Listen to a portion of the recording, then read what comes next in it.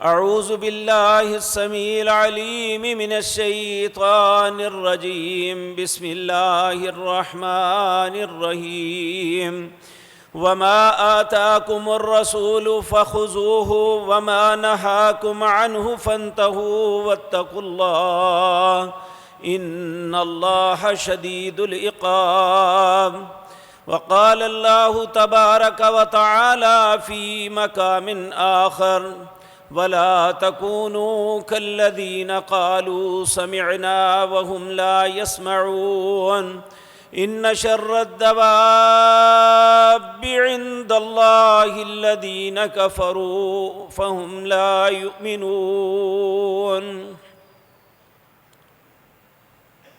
حضرات محترم، گزشتہ مجلس میں ایک مسلمان کی حیثیت سے اگر کوئی ہمارا بہن بھائی بیمار ہو جاتا ہے خدا نخواستہ،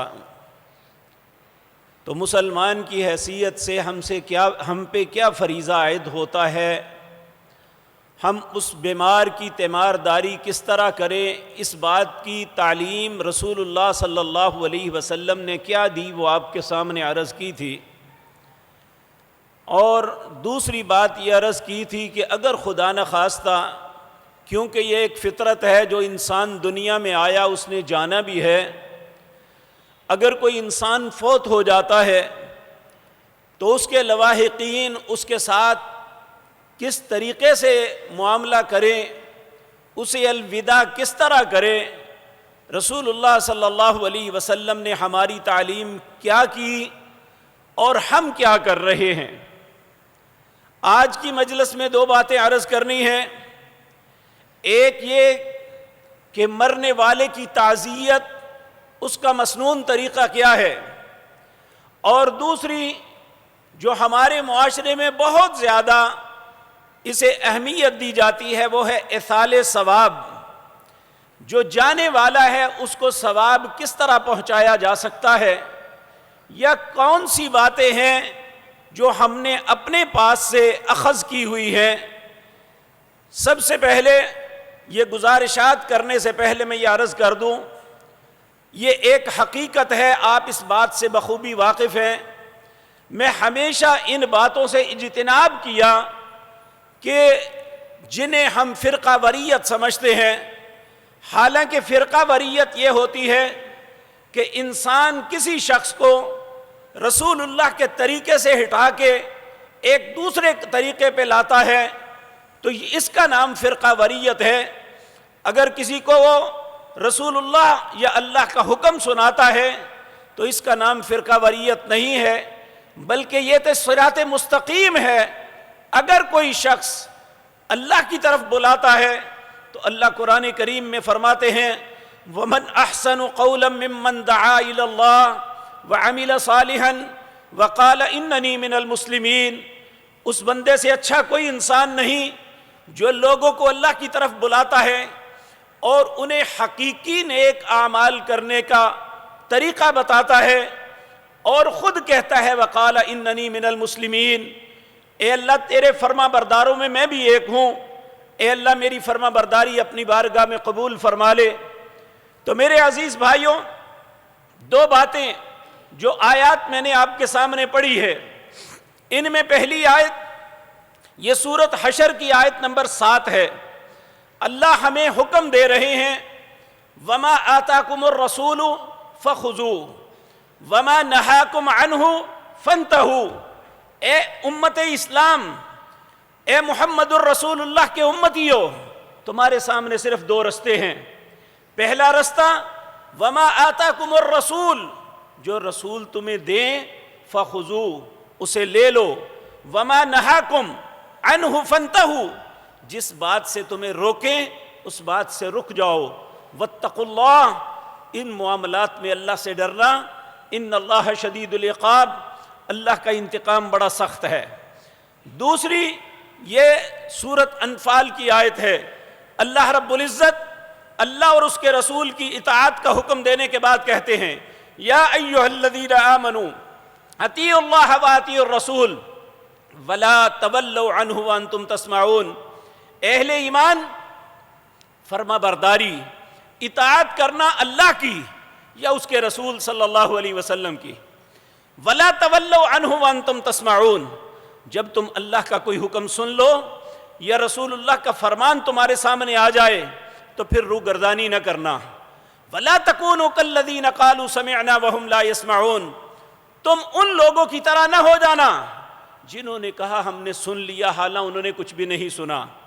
ان شر الدواب، اللہ کے نزدیک جتنے بھی جانور ہیں ان میں سب سے بدترین وہ انسان ہے جس کے سامنے اللہ یا اس کے رسول صلی اللہ علیہ وسلم کا حکم آتا ہے وہ مانتا نہیں، وہ اپنی بات پہ اڑا رہتا ہے یا اپنے فرقے پہ، اپنے آباء و اجداد کے طریقے کو ہی اپناتا ہے. اللہ کی نظروں میں وہ انسان نہیں، پھر جانور بن جاتا ہے. اللہ ہم سب کو سمجھ نصیب فرمائے. میرے عزیز بھائیوں، نبی مکرم جناب محمد الرسول اللہ صلی اللہ علیہ وسلم، آپ کی زندگی کا کوئی بھی خطبہ، کوئی بھی تقریر، کوئی بھی درس، کوئی بھی واعظ ایسا نہیں ہے جس کے آغاز پہ اللہ کی تعریف کرنے کے بعد لوگوں کو یہ بات باور کرواتے ان احسن الکلام کلام اللہ وخیر الحدی حدی محمد صلی اللہ علیہ وسلم. لوگوں سب سے بہترین بات، سب سے بہترین کلام اللہ رب العزت کی کلام ہے. وخیر الحدی حدی محمد صلی اللہ علیہ وسلم. اللہ کی بات کے بعد اگر کوئی بہترین طریقہ ہے تو وہ جناب محمد الرسول اللہ کا طریقہ ہے. پھر آپ فرماتے ہیں وَشَرَّ الْأُمُورِ مُحْدَثَاتُهَا وَكُلَّ مُحْدَثَةٍ بِدْعَةٍ. لوگوں بدترین بات یہ ہے کہ دین کے اندر اپنے پاس سے کوئی بات بنائی جائے، اپنے پاس سے کوئی مسئلہ اخذ کیا جائے، اپنے طریقے کو اپنایا جائے دین کے اندر. وَشَرَّ الْأُمُورِ مُحْدَثَاتُهَا وَكُلَّ مُحْدَثَةٍ بِدْعَةٍ. جو بھی نیا طریقہ ایجاد کیا جاتا ہے اور اسے دین کا نام دیا جائے اس کا نام بدعت ہے. وَكُلَّ بِدْعَةٍ ضَلَالَةٍ، ہر بدعت گمراہی ہے. وَكُلَّ ضَلَالَةٍ فِي النَّارِ، ہر گمراہی جہنم کی آگ میں جلنے والی ہے. میرے عزیز بھائیوں، ایک بات ہر مسلمان کو پلے باندھ لینی چاہیے. 26واں پارہ ہے سورت محمد صلی اللہ علیہ وسلم، اس کی آیت نمبر 2. یہ ہمارے لیے قاعدہ اور کلیہ ہے کہ صراط مستقیم کیا ہے، حق بات کون سی ہے. اللہ رب العزت فرماتے ہیں والذین آمنوا بما نزل علی محمد وهو الحق من ربهم کفر عنہم سیئاتہم واصلح بالہم. جو شخص ایمان لاتا ہے اس چیز پہ جو اللہ نے محمد الرسول اللہ پہ نازل کی. والذین آمنوا بما نزل علی محمد وهو الحق من ربهم. تمہارے رب کی طرف سے حق صرف وہی ہے جو اللہ نے اپنے پیارے حبیب جناب محمد الرسول اللہ پہ نازل کیا. وَهُوَ الْحَقُّ مِن رَبِّهِمْ. جو شخص اس پہ ایمان رکھتا ہے، اس پہ زندگی گزارتا ہے، کفر عنہم سیئاتہم، اگر اس سے زندگی میں کوئی کوتاہیاں بھی ہو جاتی ہیں اللہ اس کی کوتاہیوں سے درگزر فرما دیتے ہیں. کفر عنہم سیئاتہم واصلح بالہم، اللہ اس کے معاملات کی اصلاح خود فرماتا ہے. تو اس لیے میرے عزیز بھائیوں، عمومی طور پہ ہم یہ بات سوال کرتے ہیں بھئی کس کی بات مانیں کس کی نہ مانیں. میں آپ سے عرض کرتا ہوں، میں جو کچھ عرض کروں آپ میری بات نہ مانیں، آپ کے ایمان پہ کوئی فرق نہیں آئے گا. آپ دنیا کے کسی انسان کی بات کا انکار کر دیں، آپ کے ایمان پہ فرق نہیں آئے گا. لیکن میں یا آپ اگر رسول اللہ کی ایک بات کا انکار کریں گے تو کفر لازم آ جائے گا. اس لیے میرے عزیز بھائیوں، میری عزیز بہنوں، ان باتوں کو ذہن میں رکھ کے آگے چلتے ہیں. آج یہ وقت آ چکا ہے کہ ہم اپنی خواہشات کا نام دین بنا لیا ہے، اور اگر کہا جائے تو کہتے ہیں یہ چلتا ہے، سارے لوگ کرتے ہیں. میرے بھائیوں، سارے لوگ کرتے رہیں. سیدنا ابراہیم کی مثال میں بارہا مرتبہ آپ کے سامنے عرض کی. پورا معاشرہ ان کا طرز عمل ایک تھا، صرف اکیلے ابراہیم اللہ کی وحدانیت پہ قائم تھے. اللہ کی اطاعت اور فرما برداری کرنے والے صرف اکیلے شخص تھے.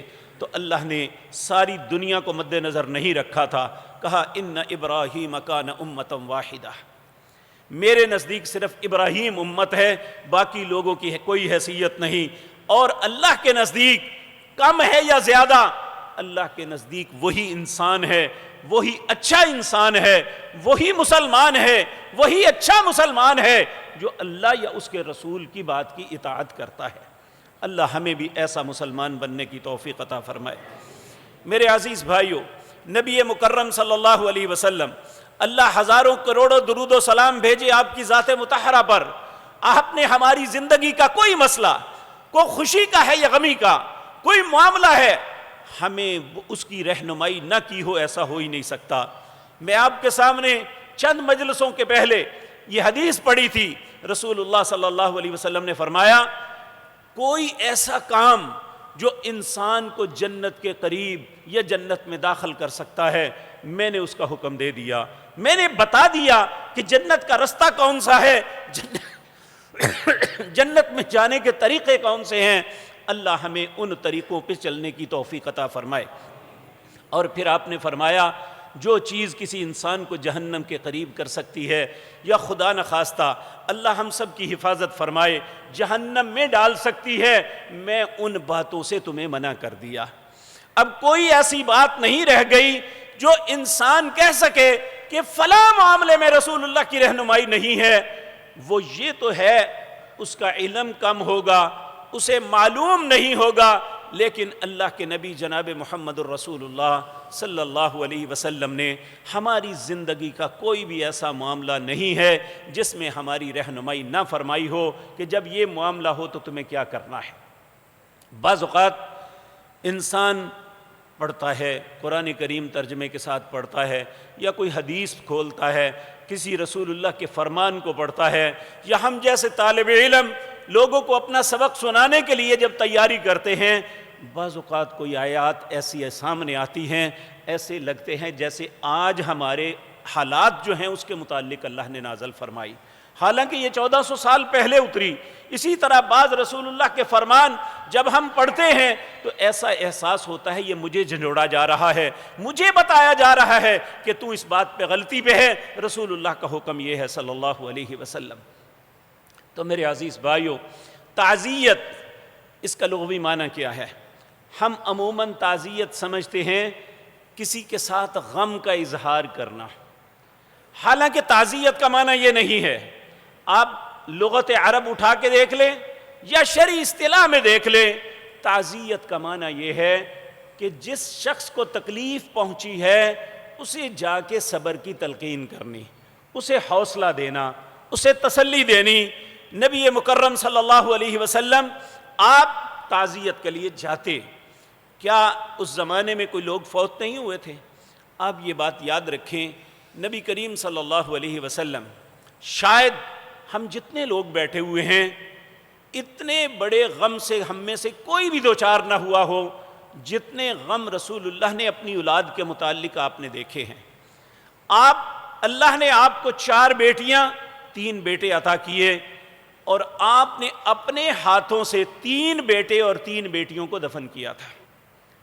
شاید آپ کو لاکھوں کروڑوں میں کوئی ایک مثال ملے ایسی، وگرنہ ایک بچہ بھی چلا جائے نا ساری عمر اس کا دکھ کم نہیں ہوتا۔ اب رسول اللہ صلی اللہ علیہ وسلم، آپ کی بیٹی سیدہ زینب طیبہ طاہرہ، ان کا بیٹا نزع کے عالم میں تھا، اور آخری وقت میں وہ تڑپ رہا تھا، اس کی جان کنی کا عالم تھا۔ اسامہ بن زید رضی اللہ تعالیٰ عنہ کہتے ہیں مجھے انہوں نے کہا کہ جاؤ یا رسول اللہ صلی اللہ علیہ وسلم سے عرض کرو میرے بیٹے کی جان کنی کا عالم ہے، آپ تشریف لائیں۔ حضرت اسامہ بن زید وہ تھے، زید بن حارثہ جو رسول اللہ کے منہ بولے بیٹے تھے، ان کا بیٹا اسامہ، نبی کریم ان سے بہت پیار کرتے تھے، یعنی لوگ رشک کرتے تھے رسول اللہ جتنا اس شخص کے ساتھ پیار کرتے۔ یہ انہیں حکم دیا سیدہ زینب بنت محمد صلی اللہ علیہ وسلم نے کہ جاؤ میرے بابا جان سے عرض کرو کہ میرا بیٹا جان کنی کے عالم میں ہے، آپ تشریف لائیں۔ نبی کریم کے پاس آ کے انہوں نے عرض کیا، اے اللہ کے پیارے حبیب صلی اللہ علیہ وسلم، آپ کی بیٹی نے آپ سے عرض کی ہے کہ میرا بیٹا جان کنی کے عالم میں ہے، آپ تشریف لائیں۔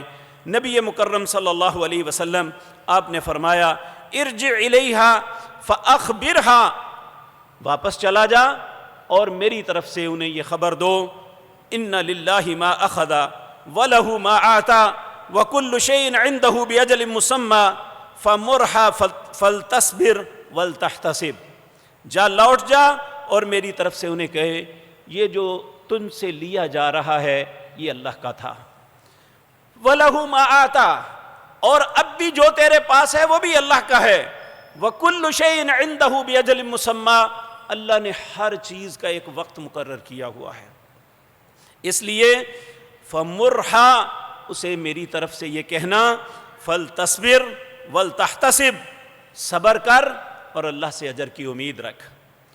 حضرت اسامہ بن زید کہتے ہیں انہوں نے مجھے پھر کہا، جاؤ میرے بابا کو قسم دے کے کہنا، میں آپ کو قسم دیتی ہوں اللہ کی، آپ ضرور تشریف لائیں، میرا بچہ تکلیف کے اندر ہے۔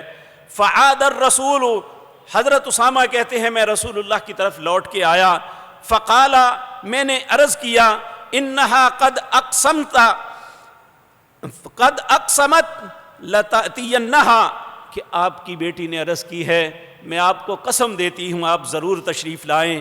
فقام النبی صلی اللہ علیہ وسلم، نبی کریم صلی اللہ علیہ وسلم کھڑے ہوئے، اور وقام معہ سعد بن عبادہ و معاذ بن جبل، آپ کے ساتھ دو سردار صحابی مدینے کے انصار میں سے معاذ بن جبل، سعد بن عبادہ اور معاذ بن جبل، آپ چلے، وانطلقت معہم فرفع الیہ الصبی، آپ جب وہاں پہنچے تو آپ نے اپنے نواسے کو اپنے ہاتھوں پہ اٹھایا، وَنَفْسُهُ تَقَعْقَعُ كَأَنَّهَا فِي شَنَّةٍ فَفَاضَتْ عَيْنَاهُ، جب اس کو جان کنی کے عالم میں دیکھا کہ وہ زندگی اور موت کے دوراہے پہ ہے تو آپ کی آنکھوں سے آنسو جاری ہو گئے۔ فقال له سعد، حضرت سعد بن معاذ نے کہا، ما ھذا یا رسول اللہ، اے اللہ کے رسول یہ کہ آپ رو رہے ہیں؟ قال ھذہ رحمت، رسول اللہ نے فرمایا، معاذ یہ رحمت ہے جو اپنی اولاد کے متعلق ہر انسان کے دل میں ہوتی ہے، جعلھا اللہ فی قلوب عبادہ، جو اللہ نے اپنے بندوں کے دلوں میں ڈالی ہوئی ہے، وَإِنَّمَا يَرْحَمُ اللَّهُ، بے شک اللہ رب العزت اس بندے کے اوپر رحم کرتے ہیں جس کے دل میں بندوں کے متعلق رحم ہوتا ہے، جو سخت دل ہے۔ ایک مرتبہ نبی کریم صلی اللہ علیہ وسلم کے پیارے نواسے سیدنا حسن تشریف لائے، آپ نے ان کا چہرہ چوما تو ایک اعرابی گاؤں کا بندہ کھڑا ہوا تھا، کہنے لگا میرے تو 7 بیٹے ہیں، میں نے تو کبھی کسی کا منہ نہیں چوما۔ تو نبی کریم نے فرمایا، اللہ نے اگر تیرا دل سخت بنایا ہوا ہے تو میں کیا کروں، اللہ تو اس پہ رحم کرتا ہے جس کے دل میں انسانیت کے لیے رحم ہوگا۔ تو میرے عزیز بھائیوں، لیکن یہ بات یاد رکھیں، تعزیت جو ہے جا کے ان لوگوں کو رلانے کا نام نہیں ہے کہ ہم جا کے ایسے واقعات سنائیں یا ایسی باتیں کریں کہ وہ ان کا غم میں تسلی کے بجائے وہ اور غم زدہ ہو جائیں۔ العیاذ باللہ، ہمیں ایسا نہیں کرنا چاہیے۔ اور یہ بات ذہن میں رکھیں، یہ 2 کلمات ہی ہیں جو رسول اللہ نے تعزیت کے وقت کہے۔ نبی کریم صلی اللہ علیہ وسلم نے فرمایا، جو شخص کسی کی تعزیت کے لیے جاتا ہے، اس کے گھر میں جاتا ہے اسے تسلی دینے کے لیے، اسے حوصلہ اور دلاسا دینے کے لیے ان اچھے کلمات کا چناؤ کرتا ہے۔ اور ایک مرتبہ حضرت معاذ بن جبل یمن کے گورنر تھے، ان کا جوان بیٹا فوت ہو گیا، نبی کریم صلی اللہ علیہ وسلم نے خط لکھوایا۔ آپ جب بھی خط لکھواتے اس کا ٹائٹل ہوتا من محمد الرسول اللہ صلی اللہ علیہ وسلم، یہ خط محمد الرسول اللہ کی طرف سے ہے۔ السلام علیکم یا معاذ، تم پہ سلامتی ہو اے معاذ، ان للہ ما اخذ، جو تم سے لے لیا گیا ہے یہ اللہ کا تھا، وللہ ما آتا، اب بھی جو کچھ تیرے پاس ہے وہ اللہ کا ہے، وکل شیء عندہ اجل مسمی، اللہ نے ہر چیز کے لیے ایک وقت مقرر کیا ہوا ہے. فَلْتَصْبِرْ وَلْتَحْتَسِبْ، صبر کرنا اور اللہ سے اجر کی امید رکھنا. پھر آپ نے بڑا جذباتی کلمہ لکھا.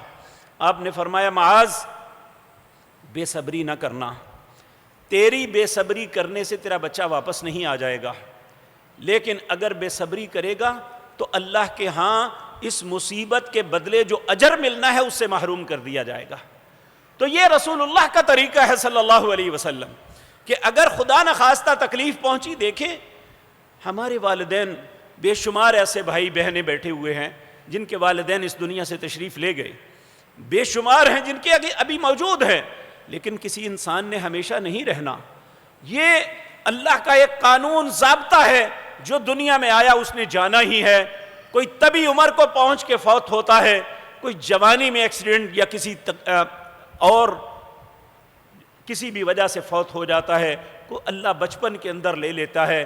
یہ اللہ رب العزت کی مرضی ہے. لیکن اچھا مسلمان وہ ہے جو اللہ کے فیصلے پہ صبر کر جاتا ہے. اللہ رب العزت ہمیں بھی صبر کی توفیق عطا فرمائے. تو یہ بات یاد رکھیں، اگر اللہ رب العزت کسی سے کوئی نعمت لیتا ہے نا، اگر وہ اس کے بدلے میں صبر کرتا ہے تو اللہ اس کا بہت بڑا اجر دیتے ہیں. ایک نبی کریم کا ساتھی تھا صلی اللہ علیہ وسلم، جس کا ایک ہی بیٹا تھا. وہ اپنے بچے سے اتنا پیار کرتا، ہمیشہ اسے اپنے کندھے پہ بٹھا کے باہر جانا تو بچہ ساتھ، کام پہ جانا تو بچہ ساتھ، ہر جگہ اپنے بچے کو ساتھ رکھتے تھے. اس کا نام ہی بیٹے والا پڑ گیا. کچھ دن نبی کریم کی خدمت میں وہ حاضر نہ ہوا.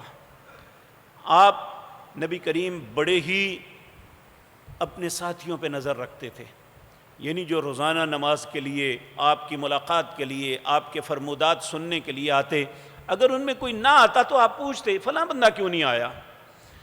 کچھ دن یہ نہ آیا. آپ نے پوچھا وہ بیٹے والے کا معاملہ کیا ہے، کئی دنوں سے نظر نہیں آ رہا. لوگوں نے عرض کی یا رسول اللہ اس کا جو ایک ہی بیٹا تھا نا وہ فوت ہو گیا. آپ نے فرمایا اور اب وہ گھر سے نہیں نکلتا، اپنے گھر میں ہی اس نے اپنے آپ کو بند کر لیا. نبی کریم صلی اللہ علیہ وسلم نے فرمایا میرے ساتھ چلو، اس کے گھر تعزیت کے لیے جاتے ہیں. آپ اس کے گھر گئے، دروازہ کھٹکھٹایا، اسے بتایا گیا کہ نبی مکرم صلی اللہ علیہ وسلم بنفس نفیس تشریف لائے ہیں اور آپ کے ساتھی ہیں ساتھ. وہ جب اندر سے باہر آیا تو حدیث میں لفظ ہیں اس کا چہرہ رو رو کے سوجا ہوا تھا، یعنی غم کی کیفیت اس کے چہرے پہ عیاں تھی، نظر آ رہی تھی. اب جو ہم کرتے ہیں وہ بھی سوچ لیں، جو نبی کریم نے کیا وہ بھی دیکھیں. آپ نے پیار کے ساتھ اس کے کندھے پہ ہاتھ رکھا اور اسے کہا میرے بھائی کیا تو پسند کرتا ہے کہ تیرا بیٹا زندہ رہتا اور زندگی کے معاملے میں تیرا معاون یا مددگار بنتا، یا تو یہ پسند کرتا ہے کہ جنت کے دروازے پہ کھڑا ہو کے تیرا استقبال کر کے جنت میں لے جائے. اس نے بے اختیار کہا کہ اگر ایسا ہو جائے تو مجھے کیا چاہیے. تو آپ نے فرمایا اٹھ اپنے کام پہ لگ، پھر تیرے ساتھ یہ معاملہ ہو گیا. اگر اللہ نے تیرا بیٹا لے لیا ہے تو اس کے بدلے میں وہ بیٹا جنت کے دروازے پہ کھڑا ہو کے تیرا استقبال کرے گا اور تجھے جنت کے اندر لے جانے کا سبب بنے گا. تو اس لیے یہ بات یاد رکھیں کہ رونا پیٹنا یہ اسلام کی سرشت نہیں ہے. اللہ کے حکم کو قبول کرنا یہ مسلمان کی فطرت ہے. اگر ہمارے اندر یہ فطرت نہیں ہے تو ہمیں اپنے رویے کو تبدیل کرنا چاہیے، ہمیں بے صبری کا مظاہرہ نہیں کرنا چاہیے. اسی طرح میرے عزیز بھائیو، ہم جس طرح میں نے پچھلے جمعے بھی عرض کیا، سنت عمل یہ ہے رسول اللہ کا طریقے میں. آپ یا جنازے میں دعا کرتے اجتماعی، آپ نے حکمن فرمایا اذا صلیتم علی المیت فاخلصوا له الدعاء، جب کسی میت کا جنازہ پڑھو تو خلوص کے ساتھ اس کی مغفرت کی دعائیں مانگو. یہ وقت ہے اس کی مغفرت کی دعائیں مانگنے کا. اور جب کوئی انسان خلوص کے ساتھ اپنے عزیز بھائی یا بہن کے لیے اللہ سے دعا کرتے ہوئے کہتا ہے اللہم اغفر لہ وارحمہ، اے اللہ اسے معاف کر دے، اس پہ رحم کر دے، اللہ اس پہ اتنا خوش ہوتے ہیں احد پہاڑ کے برابر نیکیاں اس کے نامہ اعمال میں چلی جاتی ہیں. تو میرے بھائیوں، میں نے عرض کیا تھا بدقسمتی سے ایک تو یہ ہم مسلمان ہونے کے ناطے ہمیں اپنے بنیادی معلومات کے متعلق بھی کنفیوز ہیں. بے شمار ایسے لوگ ہیں جو تعجب سے کہتے ہیں جی جنازہ پڑھتے بھی وضو کرتے ہیں. اور اکثر لوگ یہ بات کہتے ہیں اگر جنازے کی دعائیں نہ آتی ہو تو کیا کریں, بلکہ لفظ یہ اگر نماز جنازہ نہ آتی ہو تو کیا کریں. میرے بھائی کرنا کیا ہے یاد کریں, کیونکہ جو ہم لوگوں کے ساتھ کریں گے اگر فارمیلٹی پوری کر لیں, لو جی گئے جا کے چہرہ دکھایا, میت کے عزیز کے ساتھ گلے ملے واپس آ گئے, نہ میت کے لیے دعا کی, تو ہمیں اجر کوئی نہیں ملے گا, کیونکہ ہم نے رسول اللہ کے طریقے کو نہیں اپنایا. ہم نے صرف فارمیلٹی پوری کی ہے کہ وہ کیا کہے گا کہ میرا باپ, میرا بھائی, میرا عزیز, میری بیوی فوت ہو گئی, یہ آیا بھی نہیں تھا. سنت یہ ہے کہ وہ حق ہے ہم پہ, ہم نے وہ ادا کرنا ہے. اس وقت دعا نہیں کرتے. اور الیاذ اللہ جس کو آگے کھڑے کرتے ہیں وہ جھٹکا کرتا ہے, جھٹکا. 1 منٹ میں جنازہ پھڑکا کے وہ مارتے ہیں. کسائی بھی اتنی جلدی کھل نہیں اتارتا جتنا یہ مردے کے ساتھ جو کرتے ہیں علماء, اللہ ان پہ رحم فرمائے. جبکہ رسول اللہ کے متعلق عوف بن مالک رضی اللہ تعالی عنہ کہتے ہیں میں عبداللہ ذوالبجیدین کے جنازے میں رسول اللہ کے پیچھے حاضر ہوا, آپ جس طرح گڑ گڑا کے اللہ کے سامنے اس کے لیے منتیں کر رہے تھے, میرے دل میں خواہش پیدا ہوئی کاش آج یہ نہیں میں مرا ہوتا اور میری میت پہ اس طرح جنازہ پڑھاتے. ہم نے زندگی کے سارے معاملات کو تماشا سمجھ لیا ہے اور پروفیشنل لوگوں کے ہاتھ بیچ دیا ہے اپنی میتوں کو بھی. اور اس کے بعد قبر کے اوپر عبداللہ بن زبیر, حضرت زبیر بن عوام رضی اللہ تعالی عنہ کے متعلق آتا ہے, آپ کا کوئی عزیز فوت ہوا, اتنی دیر تک اس کی قبر پہ کھڑے ہو کے دعا کرتے رہے جتنی دیر ایک اونٹ کو ذبح کر کے اس کی کھال اتار کے اس کا گوشت کر کے تقسیم کر دیا جاتا ہے, اتنی مدت تک رہے. ہمیں ان دونوں دعاؤں پہ بھاگنے کی پڑی ہوتی ہے. جب یہ دونوں دعائیں نہیں کی تو تیسری ہم نے خود گڑی ہے, جی کل دعائیں خیر ہوگی. اس میں پھلوں کو کاٹ کے رکھ دیتے ہیں. کس بات کی خوشی ہے کہ پھل کاٹ کے رکھے ہوئے ہیں جی؟ کیا ہوا ہے؟ کس بات پہ کھانا پکایا ہوا ہے؟ کسی کا ولیمہ ہے؟ نبی کریم کے صحابہ کہتے ہیں کہ ہم فوت شدہ گھر کی کھانا کھانے کو ہی نوحہ تصور کرتے تھے. ایک مہمان آیا ہوا ہے دوسرے شہر سے, وہ ایک الگ بات ہے, آواز دی جاتی ہے بھائی کھانا کھا کے جانا. کس بات کا کھانا کھلا رہے ہیں آپ؟ اور کھانے والے کس بات کا کھانا کھا رہے ہیں کہ اس کا جنازہ پڑا ہے. وہ بے شک قرض اٹھائے, جی کھانا بھی نہیں کھلا سکا جی, تانے دیتے ہیں العیاذ باللہ. تو میرے عزیز بھائیوں, نبی کریم صلی اللہ علیہ وسلم کے چچا کے بیٹے سیدنا علی کے بڑے بھائی جعفر بن ابی طالب رضی اللہ تعالیٰ عنہ, جنہیں جعفر طیار کہتے ہیں, جنگ موتا میں شہید ہو گئے. نبی کریم حضرت جعفر کے گھر آئے, ان کی شہادت کی خبر دی, اور اچانک موت کی خبر, چاہے وہ شہادت کی ہو, گھر والوں کے لیے انتہائی مشکل ہوتی ہے اسے ہضم کرنا. پھر فوراً نبی کریم اپنے گھر آئے. اپنے گھر آ کے کہنے لگے, حالانکہ عمومی طور پہ رسول اللہ کے گھروں میں فاقہ ہوتا تھا, اس کے باوجود آپ اپنے گھروں میں آئے.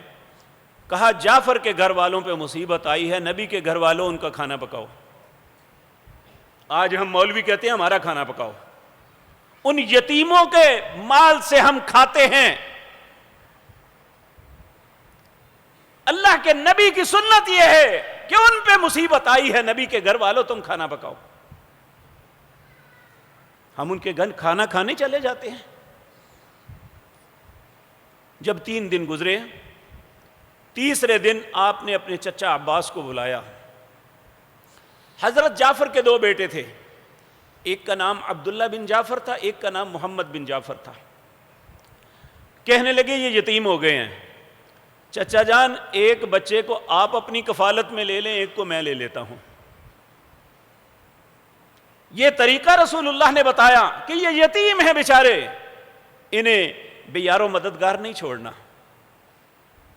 حضرت عباس نے کہا جو حکم، اور حضرت عباس اور نبی مکرم صلی اللہ علیہ وسلم حضرت جعفر بن ابی طالب کے گھر گئے۔ لوگ تعزیت کے لیے بیٹھے ہوئے تھے۔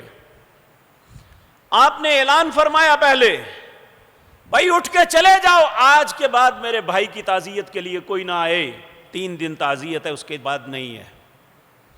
صرف بیوی پہ حق ہے کہ وہ 4 مہینے 10 دن تک سوگ منائے، باقی کسی مسلمان کے لیے جائز نہیں کہ 3 دن سے زیادہ کسی کا سوگ کرے۔ اب چلے جاؤ۔ سب لوگ چلے گئے۔ آپ نے محمد بن جعفر رضی اللہ تعالی عنہ کا ہاتھ تھمایا اپنے چچا کے ہاتھ میں کہ چچا اس کی تربیت بھی کرنی ہے، اس کی کفالت بھی آپ نے کرنی ہے۔ اور سیدنا عبداللہ بن جعفر رضی اللہ تعالی عنہ کو کہا آج سے تم میرے بیٹے ہو، تیری کفالت کا میں ذمہ دار ہوں۔ یہ رسول اللہ کا طریقہ ہے صلی اللہ علیہ وسلم، یہ ہے تعزیت۔ اور اس کی بیوی ان سے کہا کہ اب آپ مدت عدت کی مدت گزارنے کے بعد جہاں چاہو شادی کر لو، اور ہم روک دیتے ہیں، خبردار شادی کی تم ہمارے بیٹے کی امانت ہو۔ کیا رسول اللہ کے بھائی کی امانت نہیں تھی؟ اللہ اکبر، اللہ ہم پہ رحم فرمائے۔ اور پھر تیسرے دن یا دوسرے دن ایک پورا ارینج کیا جاتا ہے دعوت کا، اور ایک عالم دین وہاں تشریف لاتے ہیں، رسول اللہ کے حکم کے خلاف قرآن کی آیات کی خود ترتیب بنا کے ان پہ پڑھ کے لوگوں کو کھلایا جاتا ہے۔ میں آغاز میں آپ کے سامنے عرض کیا، نبی مکرم نے فرمایا کل محدثۃ بدعہ، ہر نیا کام جو دین میں ایجاد کیا جائے وہ بدعت ہے، وکل بدعۃ ضلالہ، ہر بدعت گمراہی ہے، وکل ضلالۃ فی النار، ہر گمراہی جہنم کی آگ میں جلنے والی ہے۔ پھر بچوں کو بلایا جاتا ہے، جی قرآن پڑھاؤ، گٹلیاں دی جاتی ہیں، آنے والے لوگوں کے سامنے رکھی جاتی ہیں کہ اس میں ورد کرو لا الہ الا انت سبحانک، آیت کریمہ کا ورد کرو۔ میں اللہ کا واسطہ دیتا ہوں، کبھی ہم نے سوچا ہے لا الہ الا انت سبحانک انی کنت من الظالمین اس کا کیا معنی ہے؟ لا الہ الا انت، اے اللہ تیری ذات کے علاوہ کوئی الہ نہیں، سبحانک تو پاک ہے، انی کنت من الظالمین میں ظالموں میں سے ہوں۔ اس میت کے لیے کیا ہے؟ اس میں ہم 1.5 لاکھ چھوڑ کے 1.5 کروڑ مرتبہ بھی پڑھ لیں، میت کے لیے کیا ہے؟ کبھی کسی مسلمان نے سوچا ہے؟ یہ کیا تماشا کروایا جا رہا ہے؟ یہ مولوی نے اپنی دکانداری لگائی ہے، اور قرآن کی آیات کو آڑ بنا کے صرف اپنے کھانے پینے کا بندوبست کیا ہے۔ اور پھر کہا جاتا ہے کہ ہم یہ کام کریں گے تو وہ روح اس کی راہداری بن جائے گی، یعنی وہ اوپر پہنچ جائے گی، جبکہ رسول اللہ صلی اللہ علیہ وسلم نے فرمایا اگر کوئی انسان برا ہے تو اس کی فرشتے لے کے جب روح آسمان پہ پہنچیں گے تو قرآن کریم میں اللہ نے فرمایا جب وہ دروازہ کھٹکھٹائیں گے آسمان کا دروغہ پوچھے گا کون ہے، بتایا جائے گا فلان ابن فلان، تو آگے فرشتہ جواب دے گا لا تفتح لهم ابواب السماء ولا يدخلون الجنة حتى يلج الجمل في سم الخياط، اس کے لیے آسمان کے دروازے نہیں کھولے جائیں گے، اسے جنت میں نہیں داخل کیا جائے گا جب تک ایک شرط پوری نہ کرے۔ وہ شرط کیا ہے؟ حتی یلج الجمل فی سم الخیاط، جب تک اونٹ کو سوئی کے نکے سے نہیں گزارے گا اس کے لیے آسمان کے دروازے نہیں کھولے جائیں گے۔ مجھے بتائیں مولوی کے 2.5 پارے وہاں کیا کریں گے؟ اللہ کا قانون وہ ہے. یہ اپنے پیسے بٹورنے کے لیے یہ سب کچھ کر رہا ہے اور ہم بلیک میل ہو رہے ہیں. کبھی نہیں پوچھا کہ مولانا آپ جو فرما رہے ہیں کیا رسول اللہ نے ایسا کیا تھا؟ اور پھر آپ اس بات کی تصدیق فرما لیں، ہندو لوگ جو ہیں نا یہ اپنے مردے کو جلاتے ہیں اور اس کے بعد گنگا کے پانی میں بہاتے ہیں اور اس کی کچھ وہ جو راکھ ہوتی ہے وہ ایک کچے برتن میں، جسے ہم پنجابی میں کجا کہتے ہیں، اس میں ڈال کے واپس لاتے ہیں اور یہ کہتے ہیں ہم بھائیے کو بھگتا آئے ہیں. اگر وہ 2 دن بعد پہنچے تو تیسرے دن یہ تقریب کرتے ہیں. یہ پھل کاٹ کے یہ سارا کچھ ان کا پنڈت آتا ہے، اس میں پڑتا ہے، پھر سب کو کھلایا جاتا ہے. اور بعض اگر دور سے آئیں تو 7ویں دن یہ کام کرتے ہیں، کچھ 10ویں دن کرتے ہیں. تو ہمیں یہ بات رسول اللہ سے نہیں ملی، ہمیں یہ ان سے سنتو رام سے ملی ہے اور ہم نے اسے دین کا نام دے دیا. اور کہنے والا اعلان کرتا ہے کہ اس پہ شامل ہو جاؤ، ثواب دران حاصل کرو. مجھے بتاؤ ثواب درائن اللہ نے ہمارے ہاتھ میں دیا ہوا ہے کہ ہم بانٹتے پھریں؟ جو اللہ کے راستے میں شہید بھی ہو جاتا تھا رسول اللہ یہ دعا مانگتے تھے، اللہ اس کی شہادت کو قبول کر لینا. ثواب تو آپ نے بھی کبھی نہیں بانٹا تھا. ہم مولویوں کے ہاتھ میں کہاں ثواب آ گیا؟ یہ سارا طرفہ تماشا ہمارے ایریے میں ہے، بر صغیر کے اندر. العیاذ باللہ. کیا شریعت نے ہمیں کوئی طریقہ بتایا ہے؟ کیونکہ ہر انسان کو اپنے جانے والے سے پیار ہے، اس کا باپ ہے، ماں ہے، بہن ہے، بیوی ہے، وہ چاہتا ہے کہ اس کا سلسلہ چلتا رہے.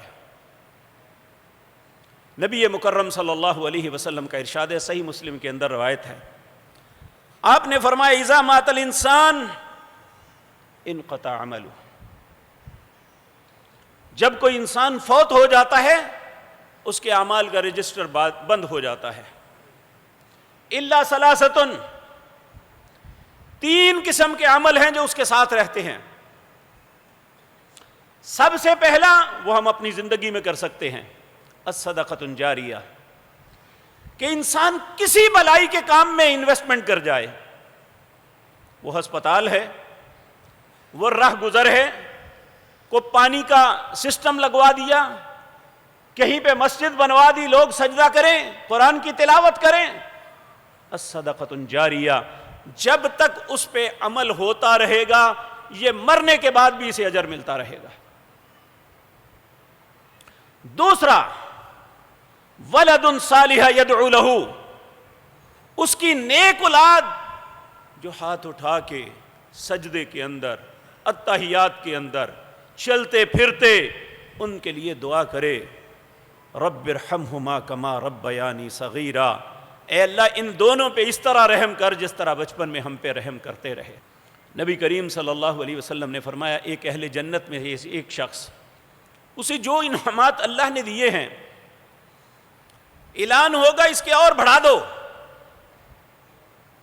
وہ بڑا حیران ہوگا، اللہ رب العزت سے التجا کرے گا، اے اللہ میں نے کیا تو کچھ نہیں، پھر یہ مجھے کیوں زائد مل رہا ہے، اب میری فیسلٹیز کیوں بڑھ رہی ہیں؟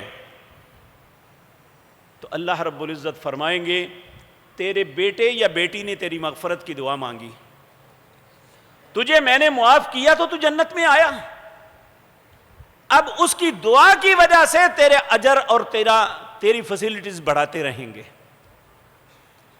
اس لیے جو شخص ماں باپ کے مرنے کے بعد بھی جب مفاد کوئی نہیں اپنی ماں باپ کی یا مسلمانوں کی مغفرت کی دعا کرتا ہے، اللہ اس کے دنیا کے اندر رزق میں برکت عطا فرما دیتے ہیں. ایک عرب عالم دین نے بڑا خوبصورت اس پہ تبصرہ کیا، کہنے لگا جب کوئی انسان یہ دعا کرتا ہے نا، اللہم اغفر لجمیع المسلمین والمسلمات والمؤمنین والمؤمنات. دنیا میں 2 ارب مسلمان ہیں، اے اللہ جتنے مسلمان مرد ہیں اور عورتیں سب کو معاف کر دے، جتنے مومن مرد ہیں اور مومن عورتیں ہیں معاف کر دے. ان سب کی طرف سے فرشتے آمین کہتے ہیں اللہ اسے بھی معاف کر دے. کہا ایک لمحے میں وہ 2 ارب لوگوں کی دعاؤں کا مستحق بن گیا. یہ ہے احساس. اور یہ بات بھی ذہن میں رکھیں، اللہ رب العزت سورۃ حشر کے اندر فوت شدگان کے متعلق یہ بات فرمائی. آج کل یہ بہت بحث چلی ہوئی ہے، جو لوگ دنیا سے چلے گئے ان کے متعلق برے کلمات کہنے، یہ سب کچھ ایسا نہیں کرنا چاہیے. سورۃ حشر ہے، 28واں پارہ ہے اور اس کا غالباً 3 رکوع شروع ہوتا ہے. والذین یقولون، اللہ اکبر، اہل ایمان کیا کہتے ہیں؟ ربنا اغفر لنا ولاخواننا الذین سبقونا بالایمان. اے اللہ ہمارے بھائی بہنیں جو ایمان کی حالت میں فوت ہو گئے، اللہ سب کو معاف کر دے. ربنا اغفر لنا ولاخواننا الذین سبقونا بالایمان ولا تجعل فی قلوبنا غلا للذین آمنوا. اے اللہ اہل ایمان کے متعلق ہمارے دل میں بغض نہ ڈالنا. جو فوت ہو گیا اس کا معاملہ اللہ کے ساتھ ہے. اگر اس نے ظلم کیا تو اپنے ظلم کی سزا بھگت رہا ہے، اگر وہ اچھا ہے تو اللہ کے انعام کا مستحق بنا ہوا ہے. ہمیں کیا ضرورت پڑی ہے کہ اس کی برائی کریں؟ اس کے متعلق اپنے دل میں قدورت رکھیں. تو آج کل تو ہر بندے نے ترازو لگایا ہوا ہے، جی فلاں اہل بیت کا منکر، فلاں صحابہ کا منکر، فلاں فلاں کا منکر. کون ایماندار ہے جو رسول اللہ کی آل کا انکار کرے یا ان کی پاکیزگی اور طہارت کا انکار کرے؟ کون ایماندار ہے جو صحابہ کرام کے متعلق بری سوچ رکھے؟ لیکن ہمیں یہ سبق دیا جا رہا ہے اور ہم نے اس سبق کو قبول کر کے ان کی گندی زبان کا ہم حصہ بن رہے ہیں. صحابہ یا آل بیت کے متعلق بکواس کی جا رہی ہے اس وقت، جبکہ اللہ رب العزت نے ہمیں کیا حکم دیا؟ ربنا اغفر لنا ولاخواننا الذین سبقونا بالایمان ولا تجعل فی قلوبنا غلا للذین آمنوا ربنا انک رؤوف رحیم. اے اللہ تو بڑا ہی درگزر کرنے والا مہربان ہے. اے اللہ ہمارے اہل ایمان جتنے بھی دنیا سے تشریف لے گئے، اے اللہ سب کو معاف فرما دے. ہمیں اپنی دعاؤں میں ان کا حصہ بنانا چاہیے، یہ احصال ثواب ہے. تیسرا فرمایا، بعض اوقات بعض ہمارے بھائی کہتے ہیں جی میری تو اولاد نہیں ہے، دعا کون کرے گا؟ جی کوئی بات نہیں، اولاد نہیں ہے، چلو اللہ کی طرف سے آزمائش ہے، انشاءاللہ اللہ اس کا بھی اجر دیں گے، بدلہ دیں گے. لیکن ہم یہ تو کر سکتے ہیں نا اپنی زندگی کے اندر جو اللہ نے ہمیں دین کے متعلق معلومات دی ہیں وہ دوسرے تک پہنچائیں. اگر ہم کسی کو بے نماز دیکھتے ہیں تو نماز کے لیے اسے لائیں، حالانکہ وہ ہمارا دوست ہے. ہمارے دل میں خیر خواہی ہونی چاہیے کہ یہ میرا بھائی ہے، میرا دوست ہے، یہ نماز نہیں پڑھتا، میں اسے نماز پہ لگا دوں. اور اگر وہ نماز پہ لگ گیا، جب تک وہ نماز پڑھے گا جہاں اس کی نماز کا اسے اجر ملے گا، اللہ آپ کو بھی اجر عطا فرماتے رہیں گے. اسی طرح اگر کوئی روزہ نہیں رکھتا تو آپ اسے روزے کی تلقین فرمائیں. آپ کے کہنے پہ اگر وہ روزہ رکھنا شروع کر دیتا ہے، جہاں اس کے روزے کا اسے اجر ملے گا آپ کو بھی ملے گا. یہ اصال ثواب ہے آپ کا. میں یا آپ دنیا سے چلے بھی جائیں گے، جو لوگ ہمارے کہنے پہ نیکی کے رستے کو اختیار کریں گے ان کا اجر اللہ ہمیں عطا کرے گا انشاءاللہ. نبی کریم صلی اللہ علیہ وسلم نے فرمایا، ہم تو بہت گناہگار لوگ ہیں کہ بعض علماء صلحاء قیامت کے دن آئیں گے، پریشان ہوں گے کہ ہم تو اتنا عمل نہیں کر سکے. جب وہ اللہ کی بارگاہ میں پہنچیں گے تو چاروں طرف سے اس طرح جس طرح ساون بھادو کے بادل آتے ہیں، اس طرح اعمال آ کے اس کے اوپر جمع ہو جائیں گے.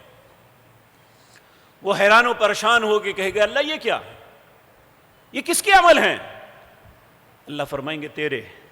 وہ کہے گا میں نے تو نہیں کیے۔ کہا جن کو تعلیمات تم نے دی، تیری تعلیم کی وجہ سے وہ لوگ نیک عمل کرتے رہے، اب ان کا اجر بھی اللہ تمہیں عطا کرے گا۔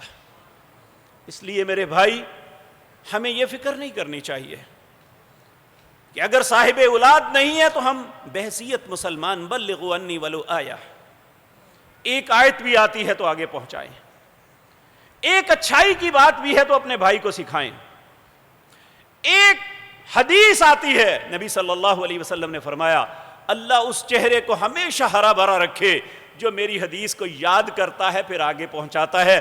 ممکن ہے جسے پہنچایا جا رہا ہے وہ جو پہنچانے والا ہے اس سے بہتر اس پہ عمل کرنے والا ہو جائے۔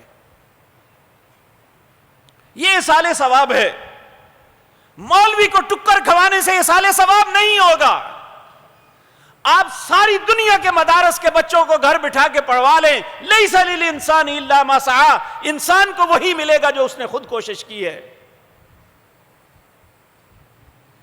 اگر اس طرح ثواب ملنا چاہے تو پھر جو دشمن ہے وہ کہیں گے میں نے فلاں گناہ کیا ہے، میں اس کا ثواب فلانے کو دیتا ہوں، وہ بھی ہو جائے گا۔ اگر نیکی پہنچ سکتی ہے تو برائی کیوں نہیں پہنچ سکتی جی؟ یہ طرفہ تماشا کیا لگایا ہوا ہے اور ہم نے اس کو قبول کر لیا ہے۔ حضرت سعد رضی اللہ تعالیٰ عنہ، ان کی والدہ فوت ہو گئی، نبی کریم کی خدمت میں آئے، کہنے لگے میرا دل چاہتا ہے میں اپنی ماں کے لیے کچھ کروں۔ آپ نے فرمایا کنواں کھدوا دو، راہ گزر بنوا دو، یعنی سرائے، اس زمانے میں رستے میں سرائے ہوتی تھی، رات کو لوگ ٹھہرتے تھے مسافر، کہا وہ بنا دو، مسجد بنا دو۔ آپ نے فرمایا بہترین کوئی انسان ترکہ چھوڑ کے جاتا ہے تو وہ قرآن ہے، اس کا مصحف ہے جس پہ وہ پڑھا کرتا تھا، جب وہ دوسرے کے ہاتھ میں جائے گا وہ پڑھے گا تو اس کو اس کا اجر ملے گا۔ یہ نہیں کہ آپ پروفیشنل لوگوں کو بلائیں، انہیں کھلا پلا کے، واللہ ہم بھی پڑھتے رہے ہیں۔ ایک وقت تو ایک ادارے میں میں تھوڑی دیر پڑھا تھا تو قاری صاحب ہمیں بھیجا کرتے تھے، بددیانتی سکھائی جاتی ہے بچوں کو، بس آپ ہل ہل کے آ جانا تو کہنا پڑھ لیا اس پارہ۔ قرآن کے ساتھ یہ تماشا کیا جاتا ہے، کیا اصال ہوگا اور کیا ثواب ہوگا۔ کاش ہم بحیثیت مسلمان اس طریقے کو اپنا لیں جو رسول اللہ نے طریقہ بتایا۔ ہم دن رات اپنے والدین کے لیے دعا کریں، ہمارا ان سے بلڈ ریلیشن ہے، ہمارے بھائی اور بہنیں، ہماری اولاد۔ اللہ اکبر۔ ہم ان کے لیے، ایک عورت آئی کہنے لگی میری ماں فوت ہو گئی ہے، ان پہ 1 مہینے کے روزے تھے، آپ نے فرمایا اگر اس پہ قرض ہوتا تو دیتے؟ کہا ہاں۔ کہا تو پھر اللہ کا قرض ہے اسے دو، رکھو اس کے روزے۔ آپ ان کے لیے، فوت شدگان کے لیے عمرہ کر سکتے ہیں، یہ رسول اللہ کی سنت سے ہے۔ ان کا حج بدل کر سکتے ہیں۔ اپنا حج کرنے کے بعد اگر والدین اپنی غربت کی وجہ سے یا تنگ دستی یا رستہ صاف نہ ہونے کی وجہ سے یا اور مصروفیات کی وجہ سے کسی بھی مجبوری سے وہ حج نہیں کر سکے، ان کی طرف سے حج کر سکتے ہیں۔ آپ اپنے والدین کے لیے رفاہیت کے کسی بھی کام میں آپ پیسہ لگائیں گے، اللہ ان کو اجر دے گا۔ رفاہیت صرف مسجد مدرسہ نہیں ہے، ہسپتال بھی ہے، جس سے عام الناس فائدہ اٹھاتے ہیں، یہ بھی ہے۔ آج کل پانی کا بڑا مسئلہ بنا ہوا ہے، آپ کہیں پہ واٹر فلٹریشن پلانٹ لگوا دیں جو لوگ پانی حاصل کریں، اور اس کا انشاءاللہ اللہ آپ کو اور آپ کے والدین کو اجر دیں گے۔ تو میرے عزیز بھائیوں، یہ تعزیت اور اصال ثواب کے متعلق جو رسول اللہ صلی اللہ علیہ وسلم کے فرمودات تھے، میں نے آپ کے سامنے عرض کیے۔ اللہ سے دعا ہے جب تک ہمیں زندہ رکھے، نبی مکرم کے طریقے پہ زندہ رکھے اور اسی پہ موت نصیب فرمائے۔ اقول قولی ھذا واستغفر